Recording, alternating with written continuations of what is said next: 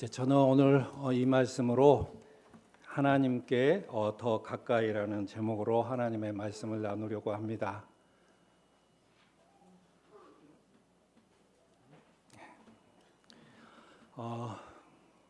여러분 잘 기억하고 계시는 이제 2020년에 그 코로나 팬데믹이 우리 한국뿐만 아니라 세계를 이렇게 혼란에 빠뜨린 적이 있습니다. 그런데 그 코로나 팬데믹은 우리나라의 정치, 사회, 경제, 문화 여러 가지 분야에 큰 영향을 미쳤던 것입니다. 그때 우리 교회도 예외는 아니었습니다. 교회도 코로나의 그 영향으로 많은 교회가 문을 닫았고 이제 수많은 교인들이 교회를 떠나게 되었습니다. 이제 코로나 그 팬데믹으로 장로교회에 나온 통계를 보면 장로교회에서만 약 45만 명이 교회를 떠났다고 합니다. 그 당시 그 우리는 사회적 거리두기로 정상적인 예배나 또 양육, 훈련, 교제와 같은 그런 영적 활동들이 많이 제한받게 되었습니다. 그런 영적 활동들이 제한받게 되자 대부분의 성도들은 자기도 모르는 채 하나님과의 거리가 점점 멀어지게 되었습니다. 하나님과의 거리가 점점 멀어진다는 것은 그리스도인들에게 굉장히 위험한 일이기도 합니다. 그리스도인들은 하나님의 말씀과 기도로 그 심령이 되살아나며 영원히 소생하기 때문입니다. 그런데 이런 영적 활동이 제한받게 되자 심령은 메마르게 되고 영혼은 점점 피폐해지기 시작했습니다. 그래서 성숙하지 못한 많은 그리스도인들이 교회를 떠나 다시 세상 가운데로 돌아간 것이 바로 코로나 팬데믹 때 일이기도 합니다. 기독교인이 된다는 것, 그리고 구원받는다는 것은 무엇을 말하는 겁니까? 그것은 죄로 단절된 하나님과의 관계가 예수 그리스도의 십자가의 복음을 믿고 또 성경대로 3일 만에 다시 살아난다는 것을 믿음으로 하나님의 관계가 회복되는 것을 말하기도 합니다. 구원받은 성도가 하나님께로부터 의롭다고 칭함받는 것이 칭의이고 점진적으로 성장하고 발전되어 가는 것이 성화입니다. 이런 성화의 삶을 살기 위해서 우리 구원받은 성도들은 반드시 성화의 삶을 살아내야 됩니다. 그리고 이런 성화의 삶을 살기 위해서는 날마다 하나님께로 더 가까이 나가야 됩니다. 또한 하나님과의 거리가 굉장히 중요한 것은 하나님과의 거리에 따라서 그리스도인들의 기쁨, 만족, 행복, 그리고 삶의 모든 영역에서 영향을 받기 때문에 우리는 하나님께로 더 가까이 나가야 됩니다. 사랑하는 성도 여러분, 나 자신에게 한번 스스로 질문해 보십시오. 나와 하나님과의 거리는 어느 정도입니까? 스스로 생각하고 한번 생각해 보십시오. 나와 하나님과의 거리는 어느 정도인가? 어떤 성숙한 사람은 하나님과 하나가 된 사람도 있을 것입니다. 또 어떤 성도는 하나님과 거리가 너무 많이 떨어져 있는 성도들도 있을 것입니다. 또 그에 반해서 어떤 성도는 어정쩡한, 한 발은 세상에 담아져 있고 한 발은 그리스도 안에 있는 그 어정쩡한 거리에 있는 성도들도 있을 것입니다. 어찌됐든 하나님과의 관계는 그리스도인들에게 아주 중요한 일이기도 합니다. 그렇다면 우리가 어떻게 해야 하나님과의 관계를 바로하고 하나님께 더 가까이 나갈 수 있습니까? 오늘은 본문 말씀을 통해서 그 답을 하나하나 찾아보려고 합니다. 이제 그동안 여러분들은 느헤미야서를 쭉 들어왔기 때문에 느헤미야서가 어떻게 진행된다는 것을 잘 알고 계실 것입니다. 이제 하나님의 말씀은 포로로 귀환한 유대 백성들에게 막대한 영향을 끼쳤습니다. 이제 포로에서 귀환한 이제 유대 백성들이 나팔절 새벽에 모두 수문학 광장에 모였습니다. 그리고 새벽에 동이 터오르자 학자 에스라는 하나님의 말씀을 낭독하기 시작했습니다. 이제 하나님의 말씀을 듣던 유다 백성들은 그 말씀을 듣고 자신들의 허물과 조상들의 죄를 이제 자백하고 슬피 울기 시작합니다.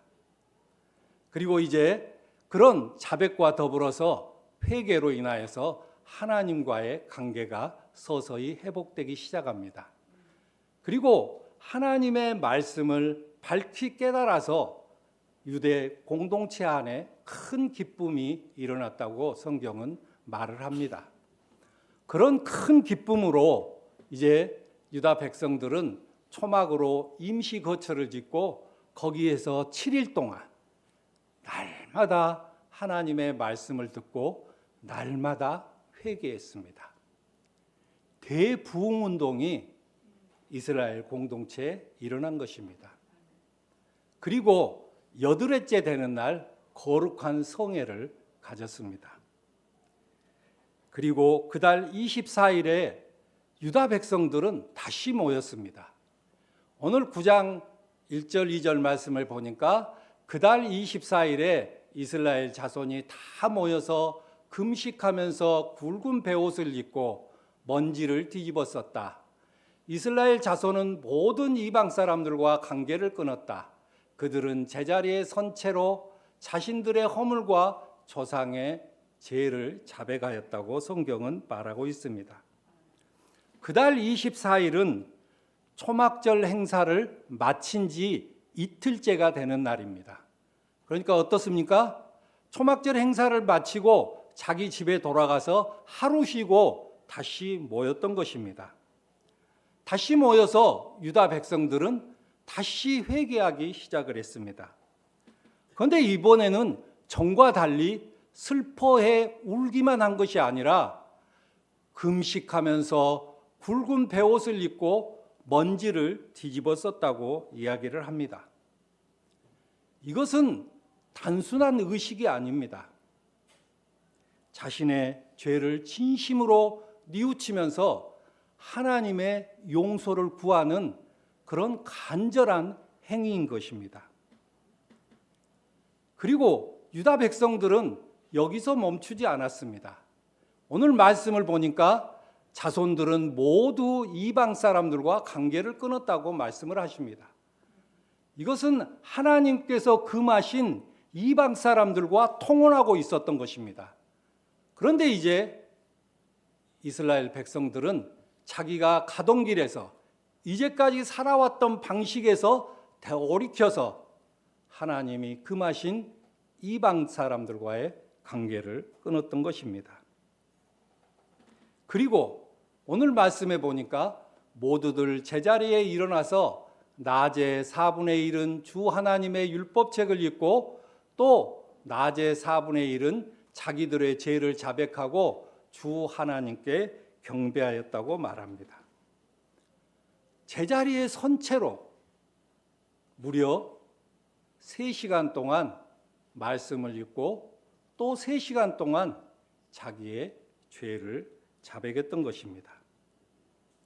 사랑하는 성도 여러분, 그 자리에 서서 3시간 동안 하나님의 말씀을 듣고 3시간 동안 자기의 죄를 통회해 본 적 있으십니까? 저도 없습니다. 저도 3시간은 아니고 날마다 몇 달 동안 회개한 적은 있지만 한 자리에서 6시간 동안 3시간은 말씀 듣고 3시간 동안 회개한 적은 저도 없습니다. 그런데 이것이 진정한 회개의 참 모습이기도 합니다. 정말 하나님 앞에 내가 섰을 때 얼마나 큰 죄인이라는 것, 예수 그리스도를 십자가에 못 박을 만큼 내가 큰 죄인이라는 것을 알게 된 사람은 이렇게 주님 앞에 회개할 수밖에 없습니다. 자백이라는 것과 회개는 약간의 차이가 있습니다. 자백은 내가 스스로 죄인임을 스스로 고백하는 것입니다. 시인하는 것입니다. 회개는 어떻습니까? 자백은 물론이고 이제 잘못된 길에서 내가 가고 있는 잘못된 길에서 완전히 돌이켜서 하나님께 나아가는 것이 바로 회개입니다. 그래서 선지자 에스겔은 이렇게 이야기합니다. 너희는 회개하고 너희의 모든 범죄에서 떠나 돌이켜라, 그렇게 말씀을 하십니다. 그러니까 뭐냐면 회개는 죄에서 떠나 이제 하나님께로 돌이키는 것을 회개라고 이야기를 합니다. 또한 선지자 이사야는 이렇게 이야기를 합니다. 악한 자는 그 길을 버리고 불의한 자는 그 생각을 버리고 주님께 돌아오너라. 주님께서 그에게 긍휼을 베푸실 것이다. 우리의 하나님께로 돌아오너라. 주님께서 너그럽게 용서하여 주실 것이라고 말씀합니다. 즉 회개는 죄를 버리고 하나님께로 돌아오는 것을 말합니다. 후회하고 시인하는 데 그치지 않고 그 길에서 돌이켜서 하나님께 나아가는 것이 바로 회개입니다. 어쩌면 삶의 방향을 근본적으로 바뀌는 것이라고 말할 수도 있겠습니다. 여기서 우리는 하나의 답을 찾을 수가 있습니다. 하나님께 더 가까이 나가기 위해서 함께 읽어볼까요? 시작. 날마다 회개하십시오. 하나님께 더 가까이 나가기 위해서 날마다 회개하라는 것입니다. 유다 백성들은 하나님께 더 가까이 나가기 위해서 무엇을 했습니까? 죄를 시인하고 자백하는 데 그치지 않고 이제 죄에서 돌이켜서 금식하고 굵은 베옷을 입고 죄를 뒤집어 썼습니다. 그리고 이방 사람들과 관계를 끊었던 것입니다.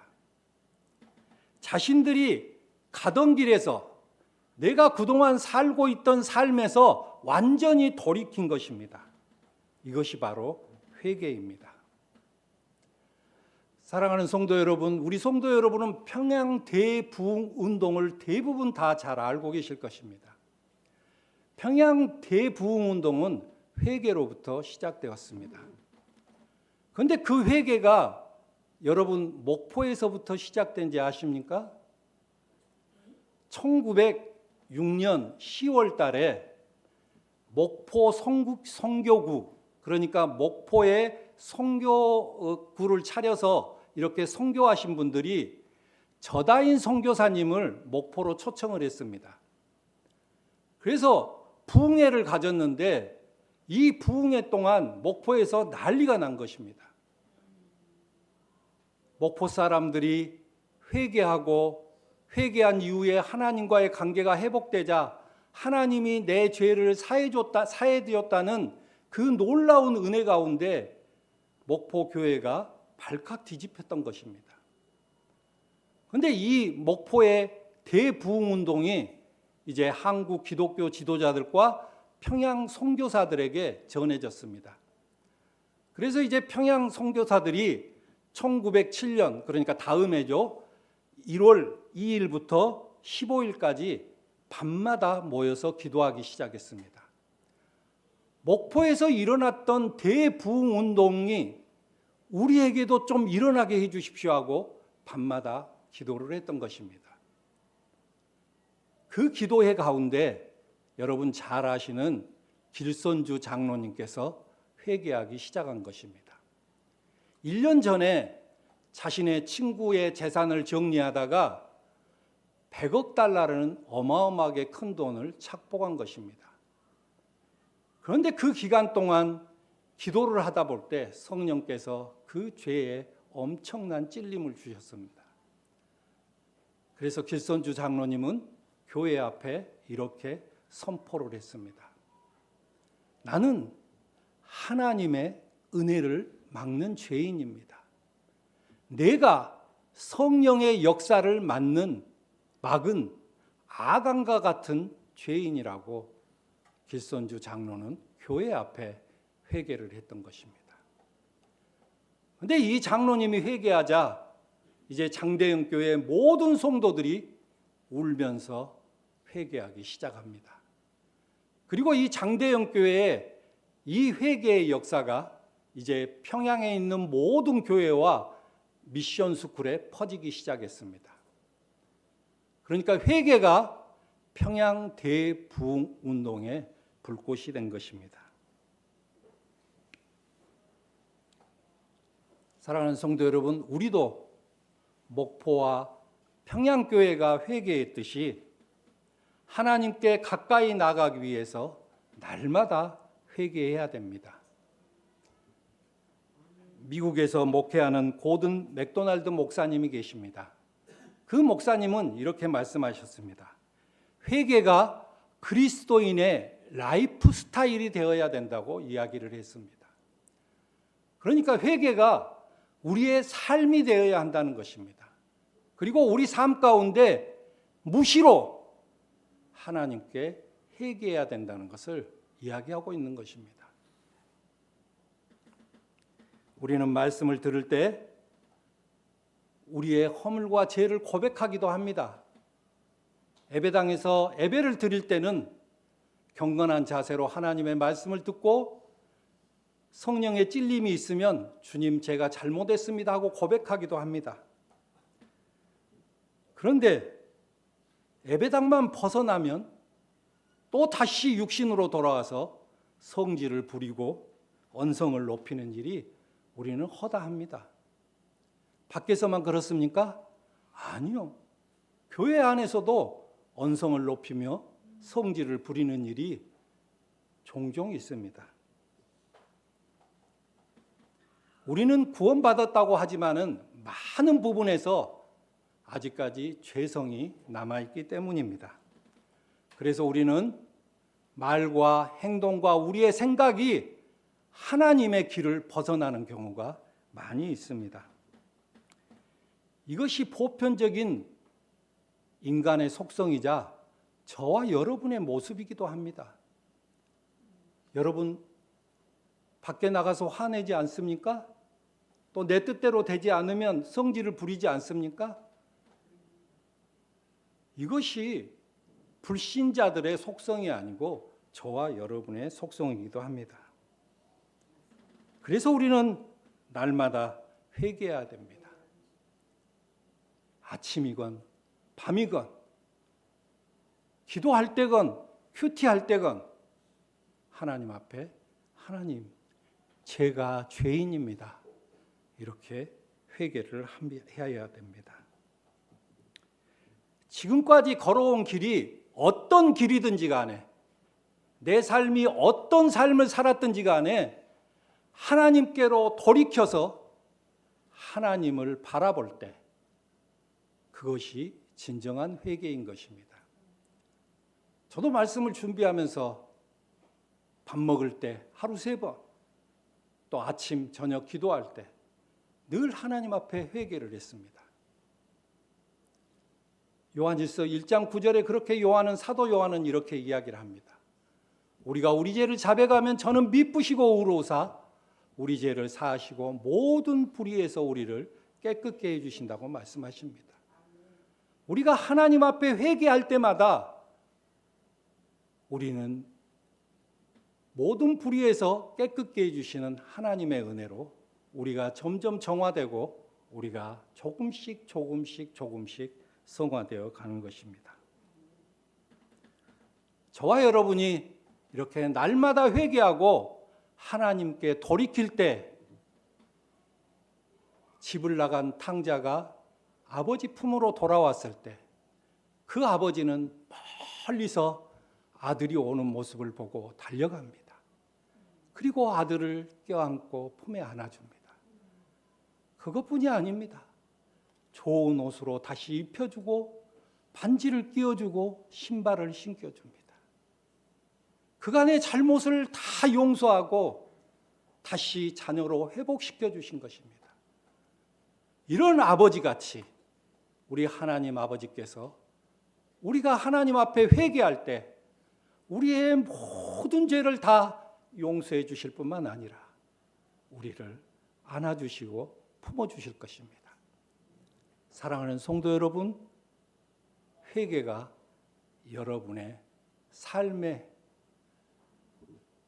라이프 스타일이 되기를 주님의 이름으로 축복합니다. 다시 본문으로 돌아와서 느헤미야 9장 5절부터 38절까지는 백성들을 대표하는 레위 사람들의 기도입니다.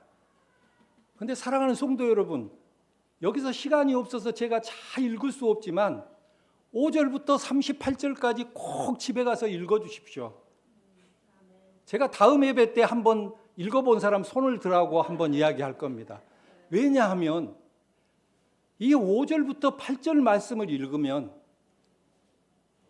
인간과 하나님의 은혜가 어떻다는 것이 명명백백히 드러나기 때문입니다.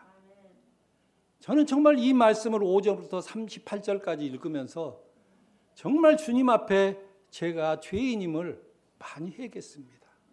그리고 이 죄인에 대한 하나님의 은혜가 얼마나 크고 넘치는지 5절부터 38절 말씀 안에 다 기록되어 있습니다. 이 기도문은 이스라엘 백성들의 끊임없는 죄를 고발합니다. 몇 구절만 한번 살펴보겠습니다. 느헤미야 9장 18절 말씀에 보니까 우리 조상은 금부치를 녹여서 송아지상을 만들고는 우리를 이집트에서 이끌어내신 우리의 하나님이다 하고 외쳤고 주님을 크게 모독하였다고 합니다. 하나님께서 이집트에서 노예 생활하고 있는 이스라엘 백성들을 구원해 출애굽시켰는데 이스라엘 백성들을 무엇했습니까? 금부치를 녹여서 송아지상을 만들고 그것을 우상으로 삼아서 주님을 크게 모욕하였다고 이야기를 합니다. 그것뿐만이 아닙니다. 또 9장 26절에 보니까 그들은 순종치 않고 오히려 주님께 반역하였으며 주님께서 주신 율법을 등졌습니다. 주님께로 돌아가라고 타이르던 애언자들을 죽이기까지 하였습니다. 이렇듯 엄청나게 주님을 욕되게 하였습니다. 너희들 회개하라고 애언자들을 보냈는데 그 애언자들을 다 죽였다고 이야기합니다. 그리고 주님을 욕되게 하였다고 이야기합니다. 이 5절부터 38절 안에는 이런 내용들이 수두룩합니다. 또 28절에 뭐라고 이야기합니까? 편안하게 살만 하면 주님께서 보고 계시는데도 또다시 못된 일을 저질렀습니다. 또다시 주님이 보고 계시는데도 불구하고 살만 하니까 또다시 못된 일을 저질렀다고 이야기를 합니다. 계속됩니다. 이건 제가 부분적으로 몇 구절 추려낸 말씀인데 9장 29절에 그들은 거만하여 주님의 명령을 따르지 않았습니다. 지키기만 하면 살게 되는 법을 주셨지만 오히려 그 법을 거역하여 죄를 지었습니다. 주님께 등을 돌리고 목이 뻣뻣하여 고집을 버리지 못하였으며 복종하지 않았습니다.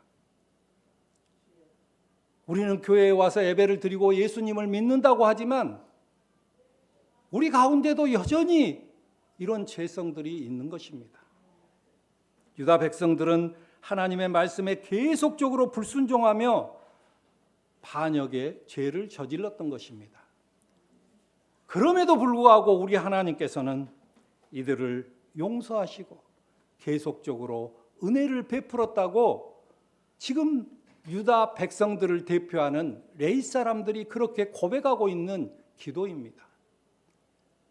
이렇게 악한 죄인들에게 하나님은 악한 죄인들이 광야에 있을 때 그들이 굶주릴까 봐 하늘에서 먹거리를 내려주시고 목마를까 봐 바위에서 물을 솟아나게 하였습니다 라고 이렇게 고백을 합니다. 그뿐만이 아닙니다. 이스라엘 백성들이 광야에서 불순종할 때 하나님은 어떻게 했습니까?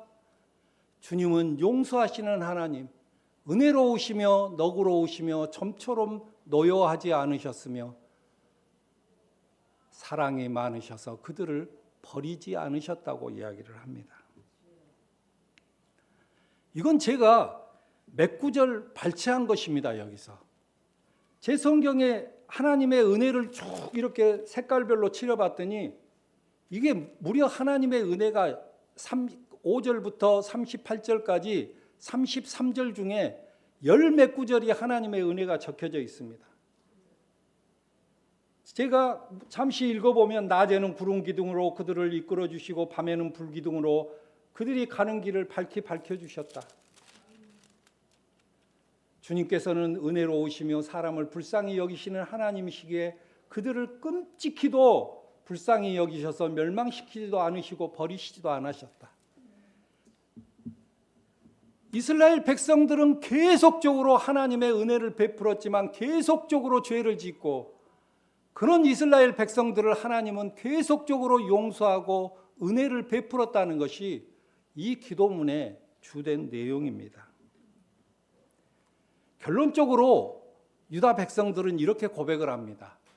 우리에게 이 모든 일이 닥쳐왔지만 이것은 주님의 잘못이 아니다. 잘못은 우리가 저질렀습니다. 주님께서는 이 일을 올바르게 처리하셨습니다. 라고 이렇게 고백을 합니다. 이스라엘 백성들은 자신들이 당하는 고통과 고난이 하나님의 잘못이 아니라 자신들의 잘못이라고 인정을 합니다. 이스라엘 백성들은 수없는 죄와 반역에도 불구하고 하나님은 계속적으로 사람과 세운 언약을 신실하게 지키셨습니다. 그리고 언제나 긍휼을 베풀으셨고 언제나 불쌍히 여기셨다고 고백하는 것입니다. 이것이 바로 유다 백성들에게 베푸신 하나님의 은혜이기도 하고 우리에게 베푸신 하나님의 은혜이기도 합니다.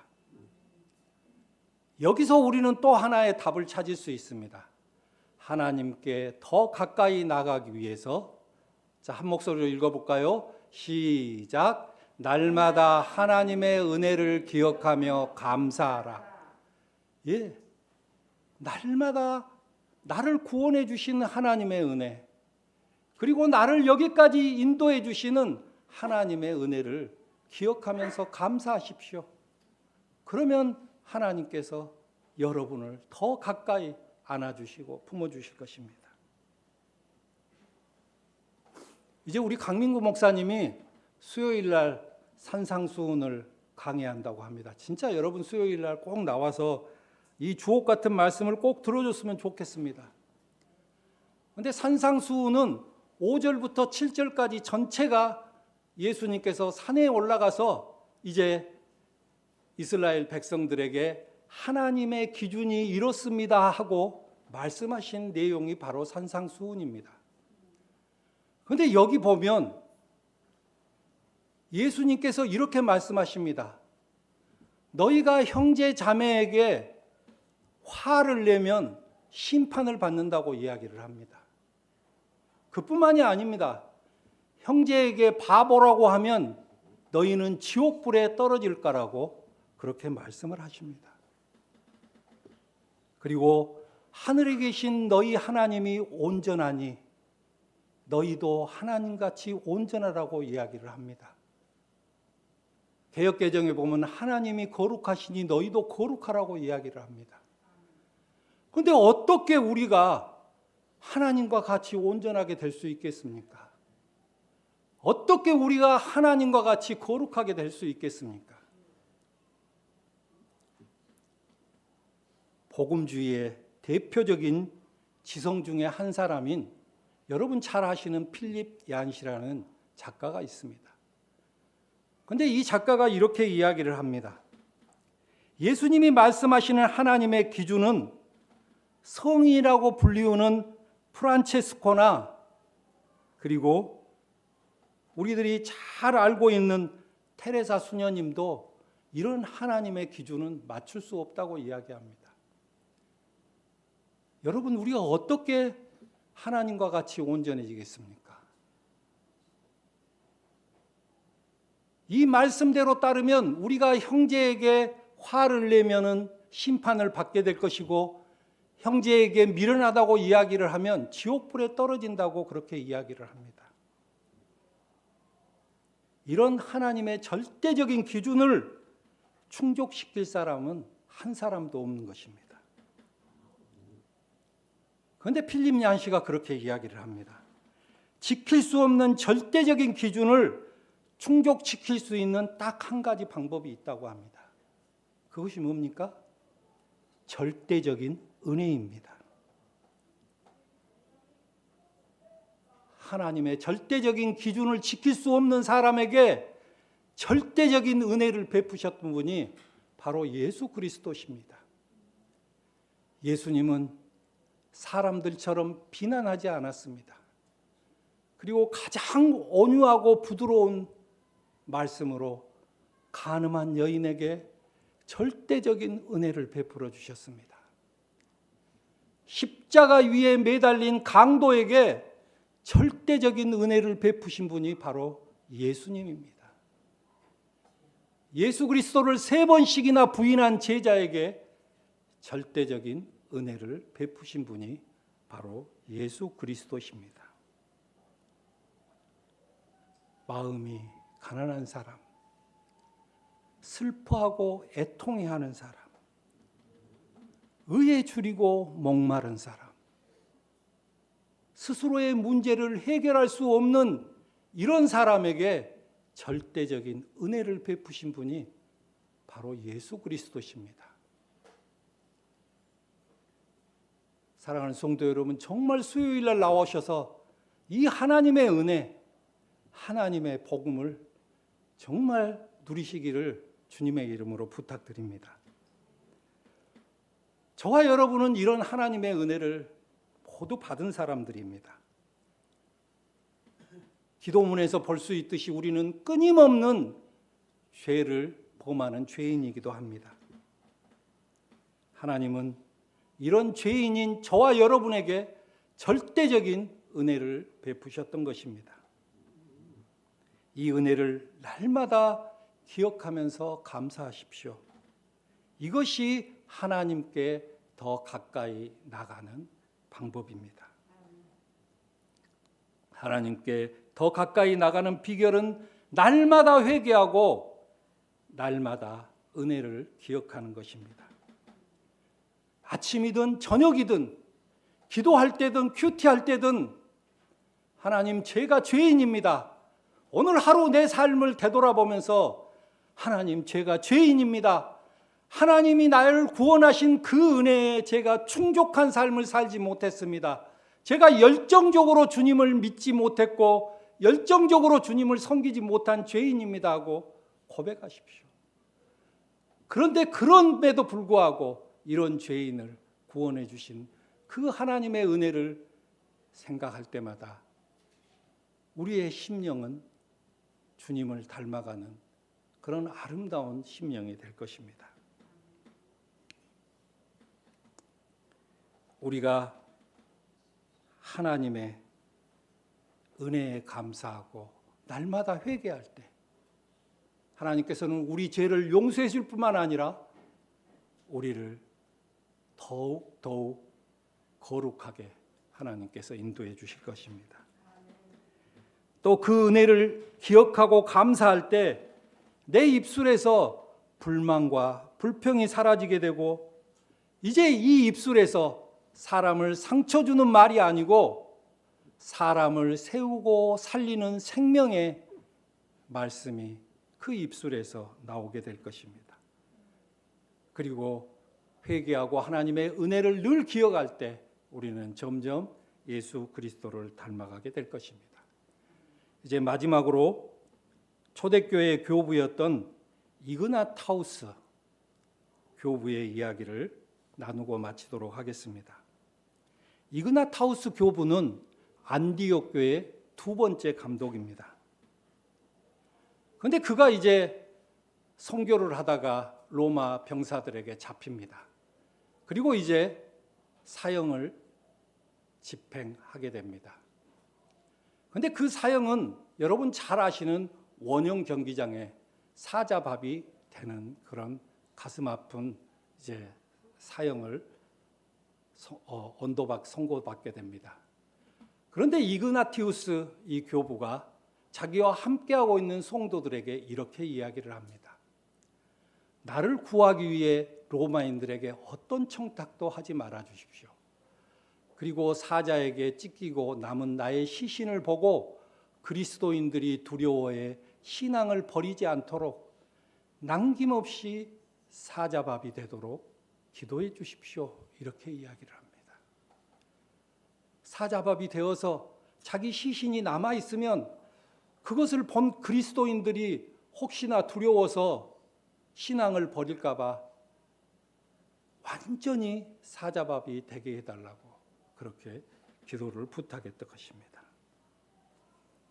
교회는 이런 순교자의 피를 먹으며 살아가는 것입니다. 우리 교회가 이렇게 핍박과 탄압 속에서도 이렇게 부흥하고 발전할 수 있었던 것은 바로 이런 순교자의 피 때문에 우리 교회가 계속적으로 세워지고 확장돼 나갈 수 있었던 것입니다. 사랑하는 성도 여러분, 우리는 이그나티우스 같은 그런 순교의 삶은 살 수 없지만 우리의 작은 순교로 교회를 세울 수는 있습니다. 거칠고 공격적인 말, 다른 사람에게 상처 주는 말, 그리고 잘못된 생각과 삶을 날마다 회개하면서 육신의 나를 죽이는 것이 바로 작은 순교입니다. 매일매일 회개하고 하나님의 은혜를 생각하면서 육신의 나를 죽일 때 우리 교회는 더 배려하고 사랑으로 덕을 세우는 그런 아름다운 교회로 세워지게 될 것입니다. 다 함께 기도하겠습니다.